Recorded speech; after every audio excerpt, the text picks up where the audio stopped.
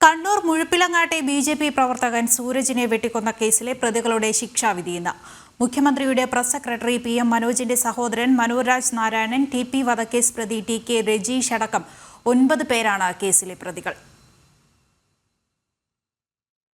സൂരജ് വധക്കേസിൽ 9 പ്രതികളെയാണ് കുറ്റക്കാരാണെന്ന് കഴിഞ്ഞ ദിവസം കോടതി കണ്ടെത്തിയത്. TP വധക്കേസിൽ ശിക്ഷിക്കപ്പെട്ട TK രജീഷും മുഖ്യമന്ത്രിയുടെ പ്രസ് സെക്രട്ടറി PM മനോജിന്റെ സഹോദരൻ മനോരാജ് നാരായണനും സൂരജിന്റെ കൊലപാതകത്തിൽ നേരിട്ട് പങ്കെടുത്തതായും തെളിഞ്ഞു. ഇവരുൾപ്പെടെ 1 മുതൽ 6 വരെ പ്രതികളാണ് കൊലപാതകത്തിൽ നേരിട്ട് പങ്കെടുത്തത്.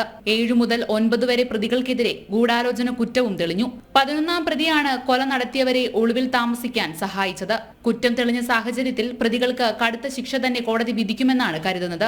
നീണ്ട 20 വർഷത്തിനു ശേഷമാണ് സൂരജ് വധക്കേസിന്റെ ശിക്ഷ വിധിക്കുന്നത്. CPM വിട്ട് BJPയിൽ ചേർന്നതിന്റെ വൈരാഗ്യത്തിലാണ് 2005 ആഗസ്റ്റ് 7 രാവിലെ 8:40 സൂരജിനെ CPM ക്രിമിനൽ സംഘം വെട്ടിക്കൊലപ്പെടുത്തിയത്. ജനം, കണ്ണൂർ.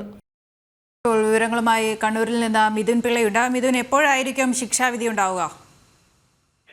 11 മണിയോടുകൂടി തലശ്ശേരി പ്രിൻസിപ്പൽ ജില്ലാ സെഷൻസ് കോടതി ജഡ്ജി KT നിസാർ അഹമ്മദ് ഈ കേസുമായി ബന്ധപ്പെട്ട് പ്രതികളെ ശിക്ഷ വിധിക്കുമെന്നാണ് കരുതുന്നത്.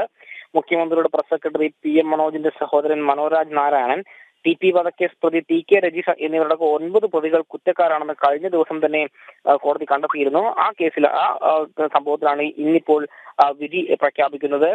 TK രജീഷിനെ കൂടാതെ NV Yogesh, K Shamjith, Manoraj Narayanan, Sajeevan, Prabhakaran, KV Padmanabhan, Radhakrishnan, Pradeepan എന്നീ പ്രതികളെയാണ് കുറ്റക്കാരാണെന്ന് കോടതി കണ്ടെത്തിയിട്ടുള്ളത്.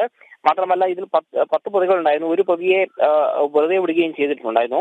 1 മുതൽ 6 വരെയുള്ള പ്രതികൾ കൊലപാതകത്തിൽ നേരിട്ട് പങ്കെടുത്തുവെന്നാണ് കോടതി കണ്ടെത്തിയിരിക്കുന്നത്. അതായത് PM മനോജിന്റെ സഹോദരൻ മനോരാജ് നാരായണനും TK രജീഷ് ഉൾപ്പെടെയുള്ള ആളുകൾ ഈ കൊലപാതകത്തിൽ നേരിട്ട് പങ്കെടുത്ത ആളുകളാണ്.